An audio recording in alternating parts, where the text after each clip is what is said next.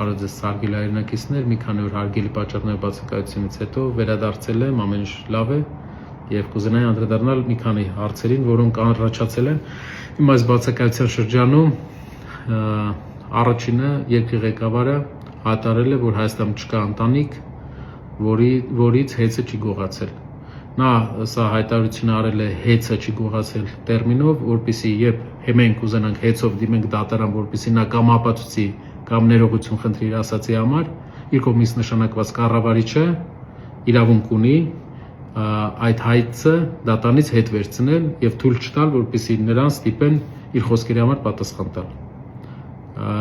Բայց կուզենայի ասել, որ Հայաստանում վերջի 10 տարվա ընթացքում մասնագիտորեն պատասխանել